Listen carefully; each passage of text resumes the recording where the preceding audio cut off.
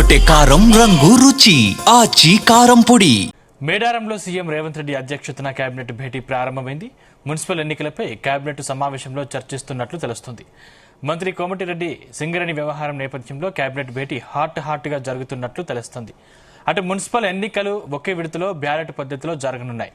ఇప్పటికే బ్యాలెట్ బాక్సులు, polling material, సిబ్బందికి శిక్షణ వంటి అంశాలపై రాష్ట్ర ప్రభుత్వం కసరత్తు పూర్తి చేసింది.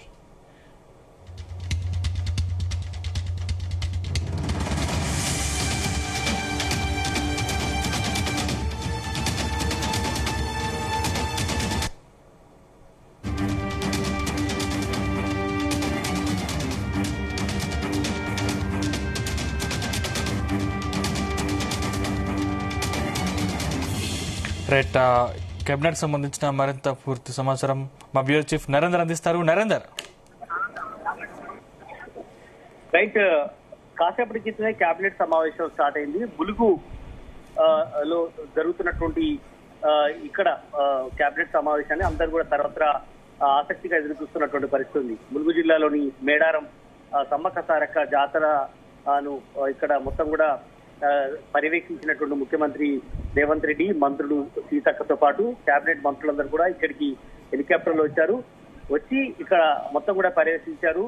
జంపన్న బాగు దగ్గర కూడా వెళ్లి అక్కడ ఉన్నటువంటి పనులను ఏర్పాటు పరిశీలించారు. దాని తర్వాత ఇక్కడికి నేరుగా ఆ మెయిన్ రోడ్ నుంచి లోపలికి నడుచుకుంటూ లోపలికి ముఖ్యమంత్రులు సహా మంత్రులందరూ కూడా లోపలి కేబినెట్ సమావేశం మందిరానికి చేరుకున్నటువంటి పరిస్థితి. ఇది హరిత హోటల్ గా ఉంటుంది. ఇక్కడ హై సెక్యూరిటీని ఏర్పాటు చేసినటువంటి రాష్ట్ర ప్రభుత్వం మొత్తం కూడా చుట్టుపక్కల ఎవరిని కూడా లోపల రానియకుండా అన్ని తగిన జాగ్రత్తలు తీసుకుంటున్నటువంటి పరిస్థితి ఉంది. అయితే మొదటిసారిగా హైదరాబాద్ లో కాకుండా రాష్ట్ర రాజధానిలో కాకుండా బయట ఏర్పాటు చేయడం కేబినెట్ సమావేశం అనేది ఈ మధ్య కాలంలో మనం ఎప్పుడు కూడా చూడలేదు.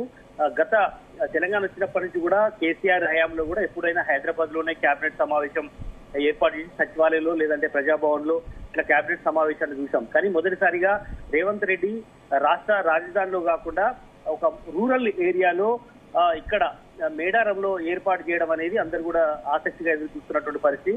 ఎందుకంటే ఇక్కడ సమ్మక్క సారక్క అంటే ఒక మహిళలు ఏదైతే పోరాట స్ఫూర్తికి నిదర్శనంగా ఉంటుందో ఇక్కడ ఇలాంటి దాన్ని పెంపొందించిన ఉద్దేశంతో ఇక్కడికి ఏర్పాటు చేయడం జరిగిందని కూడా మంత్రులు జూపల్లితో పాటు పలువురు మంత్రులు కూడా కాసేపు క్రితం చెప్పినటువంటి పరిస్థితి కూడా మనం చూసాం.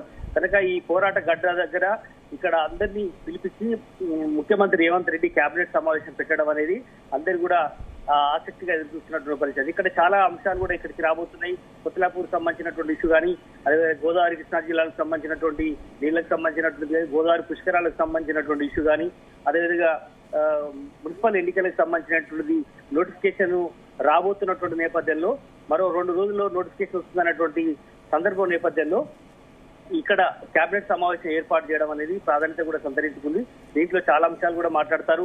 బీఆర్ఎస్ పార్టీ కానీ, బీజేపీ కానీ కాంగ్రెస్ పార్టీపై ఆరోపణ చేస్తున్నటువంటి నేపథ్యంలో దీని మీద దాన్ని ఎలా ఎదుర్కోవాల్సిన అవసరం ఉందన్న దాని మీద కూడా ముఖ్యమంత్రి మంత్రులకు దిశానిర్దేశం చేస్తారు. కొంతమంది ప్రజాప్రతినిధులు కూడా ఇక్కడ ఉమ్మడి వరంగల్ జిల్లాకు సంబంధించినటువంటి వాళ్ళు కావచ్చు, అదేవిధంగా కరీంనగర్ జిల్లాకు సంబంధించిన కొంతమంది ప్రజాప్రతినిధులు కూడా ఇక్కడికి హాజరయ్యారు. దాని తర్వాత వాళ్ళతో కూడా విడిగా మాట్లాడే అవకాశం అయితే కనిపిస్తుంది.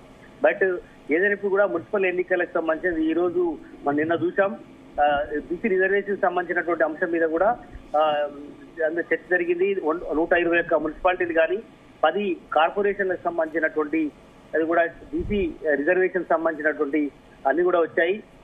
ఎక్కడెక్కడ ఎవరెవరు పోటీ చేయాల్సిన అవసరం ఉంటుందని కూడా అన్ని వివరాలు చెప్పిన నేపథ్యంలో ఇప్పుడు ఆ రిజర్వేషన్ల అంశం మీద కూడా జనాలు ఏమనుకుంటున్నారు, బయట ఎట్లాంటి రియాక్షన్ ఉంది, స్థానిక సంస్థల ఎన్నికల్లో సర్పంచ్లకు సంబంధించిన దాంట్లో మంచి ఫలితాలు సాధించాలని కాబట్టి మున్సిపాలిటీలో కూడా ఆ స్థాయిలో అంతకంటే ఎక్కువ కూడా రావాల్సిన అవసరం ఉందని కూడా దిశానిర్దేశం చేస్తున్నటువంటి పరిస్థితి కూడా ఉంది. ముఖ్యంగా స్థానిక సంస్థల ఎన్నికల తర్వాత మున్సిపాలిటీ ఎన్నికలు, దాని తర్వాత ఎంపీటీసీ, జెడ్పీటీసీ ఎన్నికలు ఇవన్నీ కూడా వరుసగా వచ్చే 3-4 నెలల్లో కంప్లీట్ చేయాల్సిన అవసరం ఉందని కూడా చూస్తున్నారు. అటు జిహెచ్ఎంసీ హైదరాబాద్ లో చేసి ఎన్నికలు కూడా అన్ని కూడా కంప్లీట్ చేయించుకోవాలన్నటువంటి ఆలోచన కూడా చేస్తున్నట్టు నేపథ్యం అయితే ఉంది. బట్ అంతిమంగా మాత్రం ప్రధానంగా కేబినెట్ సమావేశంలో కాసేపటి తర్వాత అన్ని వివరాలు కూడా మీడియాని అడ్రస్ చేస్తూ సీఎం రేవంత్ రెడ్డి కూడా మాట్లాడే అవకాశం ఉంది. అందుకు సంబంధించి కేబినెట్ మందిరానికి పక్కనే ప్రత్యేక ఏర్పాట్లు చేశారు. అక్కడ మీడియాని అడ్రస్ చేస్తారు. ఇలా మార్నింగ్ చూసాం ఇక్కడ బట్టి విక్రమార్క కూడా కొన్ని ఆరోపణలు చేశారు. దాని తర్వాత గడిచిన 2-3 రోజుల నుంచి కూడా మంత్రులు ఒక్కొక్కరుగా వివిధ రకాలుగా మాట్లాడుతున్నటువంటి విధానం మీద కావచ్చు, కాసేపటి క్రితమే ఖమ్మంలో కూడా కొన్ని ఆసక్తికరమైనటువంటి వ్యాఖ్యలు కూడా బహిరంగ సభలో మాట్లాడినటువంటి ఉదంతాన్ని కూడా మనం చూడాలి. కనుక రేవంత్ రెడ్డి ఇక అన్నిటి మీద మీడియా అడిగేటువంటి ప్రశ్నలకు సీఎం రేవంత్ రెడ్డి ఏ రకంగా మాట్లాడుతారని కూడా చూడాల్సిన అవసరం ఉంది. మీడియా అడిగే ప్రశ్నలకు కానీ ఆయన కూడా కొన్ని వ్యాఖ్యలు కూడా చేసే అవకాశం ఉంటుంది. ఇక అసలు ఎందుకోసం కేబినెట్ సమావేశం పెట్టాల్సి వచ్చింది, దాని తర్వాత మున్సిపల్ నోటిఫికేషన్ ఎప్పుడు వస్తుంది, అదే సమయంలో బీఆర్ఎస్ ఎదురుదాడిని ఏ రకంగా తిప్పుకొడతారు, మున్సిపల్ ఎన్నికల్లో ఎన్ని సీట్లు వస్తాయి, ఇట్లాంటి అన్ని అంశాల మీద కూడా ఖచ్చితంగా సీఎం రేవంత్ రెడ్డి కేబినెట్ సమావేశం తర్వాత మరో గంట తర్వాత ఆయన బయట నుంచి మాట్లాడే అవకాశం. బట్ చూడాలి దీనికి సంబంధించి కేబినెట్ సమావేశంలో తీసుకున్నటువంటి నిర్ణయాలు. ఎజెండాలో చాలా అంశాలు ఉన్నప్పటికీ కూడా ఎజెండాలో లేని అంశాల మీద ఎక్కువ ఫోకస్ చేసే అవకాశం ఉంది. మున్సిపల్ ఎన్నికలకు సంబంధించి కానీ మిగతా అన్ని అంశాలు కూడా మాట్లాడతారు.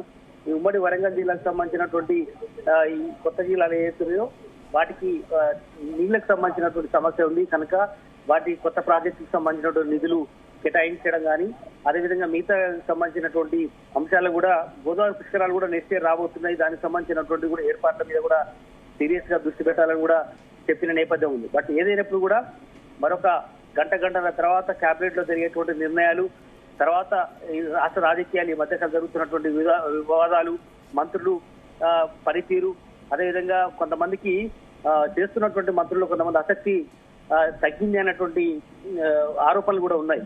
మరో 2 మంత్రివర్గంలో స్థానాలు కూడా రాబోతున్నాయి కనుక మున్సిపాలిటీ ఎన్నికలకు కేబినెట్ తీసుకున్నటువంటి నిర్ణయాల్లో కూడా కొంత దాని ఇంట్రెస్ట్ గా ఉండే అవకాశం ఉంటుంది.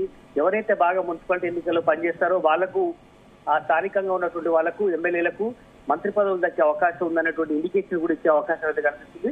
కనుక ఇదంతా అవుట్ ఆఫ్ సబ్జెక్టు, కేబినెట్ సంబంధం లేని విషయాలు కూడా కొన్ని తర్వాత మాట్లాడే అవకాశం ఉంటుంది. అధికారులు లేని తర్వాత మళ్ళీ విడిగా ఓన్లీ మంత్రులతోనే మాట్లాడే అవకాశం ఉంది. కొంతమంది అక్షింతలు కూడా ఇచ్చే అవకాశం, అంటే కొంతమంది ఎవరైతే పనిచేయని పర్ఫార్మెన్స్ బాగలేని మంత్రులకు తలంటు పోసే అవకాశం కూడా ఉంటుందని కూడా చర్చ జరుగుతుంది. బట్ ఏదైనప్పుడు కూడా కేబినెట్ లో జరిగేటువంటి చర్చల మీదనే ప్రధానంగా ఈసారి ఉంది. ఈ తర్వాత బడ్జెట్ సమావేశం రాబోతున్నాయి అసెంబ్లీ సంబంధించి. దీని తర్వాత మరొక నెల రోజుల్లోనే బడ్జెట్ సమావేశాలు ఉంటాయి కాబట్టి వీటన్నింటి మీద కూడా ఈ కేబినెట్ సమావేశంలో పలు నిర్ణయాలు జరిగే అవకాశం ఉంది. నరేంద్ర, ముఖ్యంగా భేటీ ఎన్ని గంటల వరకు కొనసాగనుంది, అదేవిధంగా మంత్రుల రేపటి ప్రోగ్రామ్ ఏంటి? రైట్, ఈ రోజు కేబినెట్ సమావేశం తర్వాత రేపు కూడా ములుగులోనే బస చేయనున్నారు. ఈ నైట్ బస చేసిన తర్వాత రేపు 28వ తేదీ నుంచి 31 దాకా కూడా మేడార సమ్మక్క సారక్క జాతరకు సంబంధించినటువంటి ప్రారంభమవుతాయి. మొదటి రోజు నుంచి 31వ తేదీ వరకు కూడా ఈ 4 రోజుల పాటు ఏ రోజు ఏం చేయాలనే దాని మీద కూడా మంత్రులకు దిశానిర్దేశం చేస్తున్నారు. ఇక్కడ మొత్తం కూడా ఎక్కడ చిన్న పొరపాటు రాకుండా మేడారం సమ్మక్క సారక్కను కడిమిని ఎరగని రీతిలో నిర్వహించాల్సిన అవసరం ఉందని చెప్పి కాంగ్రెస్ పార్టీ అధికారంలోకి వచ్చిన తర్వాత ఈ గద్దెల నిర్మాణం కానీ పునర్నిర్మాణం సంబంధించినటువంటి ఏర్పాట్లన్నీ చేసిన నేపథ్యంలో దీనికి సంబంధించి కూడా చాలా అట్టహాసంగా ప్రతిరోజు కూడా 1 కోటి మంది భక్తులు వస్తారన్నటువంటి అంచనాతో ఉన్నారు. 4 రోజులకు 4 కోట్ల దాకా జనాలు ఎక్స్పెక్టేషన్స్ తో ఉన్నారు కాబట్టి అందుకు తగిన ఏర్పాట్లు కూడా చేయాలని కూడా ఇప్పటికే 250 కోట్ల రూపాయల దాకా ఈ సమ్మక్క సారకు సంబంధించినటువంటి జాతర మహాజాతరకు సంబంధించినటువంటి పనుల్లో ఏర్పాటై ముఖ్యంగా సీతక్క కానీ కొండా సురేఖ కావచ్చు స్థానికంగా ఉన్నటువంటి వాళ్ళందరూ కూడా కోఆర్డినేషన్ చేసుకొని ముందుకు వెళ్లాల్సిన అవసరం ఉందని కూడా ఇప్పటికే ముఖ్యమంత్రి దిశానిర్దేశం చేశారు. ఇవన్నీ ఆ పనులు ముఖ్యంగా ఇక్కడికి రావడంతో ఖమ్మం బహిరంగ సభ నుంచి ఇక్కడికి రావడంతో మొత్తం కూడా హెలికాప్టర్ లో కళ్యా తిరిగారు. ఇక్కడ జరుగుతున్నటువంటి పనుల మీద కానీ 20వ తేదీ నుంచి 31 దాకా ఎట్లాంటి కార్యక్రమాలు ఎక్కడెక్కడ ఏం నిర్వహిస్తారన్న దాని మీద పూర్తి స్థాయిలో ఎక్కడ చిన్న సమస్య రాకుండా చేయాల్సిన అవసరం ఉందని కూడా మంత్రులకు దిశానిర్దేశం చేసినటువంటి పరిస్థితి. కనుక ఇప్పుడు ఈ కేబినెట్ సమావేశం అయిన తర్వాత కొంతమంది మంత్రులు వివిధ జిల్లాలకు వెళ్తారు. ముఖ్యంగా మున్సిపాలిటీలకు సంబంధించినటువంటి వాళ్ళకి బాధ్యతలు అప్పగించారు. ఖచ్చితంగా ఆయా జిల్లాల్లో ఉన్నటువంటి మున్సిపాలిటీని ఖచ్చితంగా మంత్రులు బాధ్యులుగా తీసుకొని గెలిపించాల్సిన అవసరం ఉందని కూడా వాళ్ళకు దిశానిర్దేశం చేస్తున్నటువంటి పరిస్థితి కనిపిస్తుంది. మిగతా వాళ్ళు మాత్రం ఇక్కడ సీతక్క కానీ కొండా సురేఖ కావచ్చు, మిగతా అట్లు లక్ష్మణ్ కావచ్చు, వీళ్ళందరూ కూడా పూర్తి స్థాయిలో సమ్మక్క సారక్క జాతర అయిపోయే వరకు ఇక్కడనే పూర్తి స్థాయి దృష్టి పెట్టాల్సిన అవసరం ఉందని కూడా చెప్పే అవకాశం ఉంది. 31 తర్వాత ఎలక్షన్స్ ఉంటాయి కాబట్టి అప్పుడు పూర్తి స్థాయిలో ఆయా జిల్లాలో కాన్సన్ట్రేషన్ చేయాల్సిన అవసరం ఉందని కూడా చెప్పినటువంటి నేపథ్యం అయితే మనకు కనిపిస్తుంది. Right, thank you Narender. గుమగుమల వంటలే వంటలే తెరకొట్టే కారం రంగు రుచి ఆచి కారం పొడి.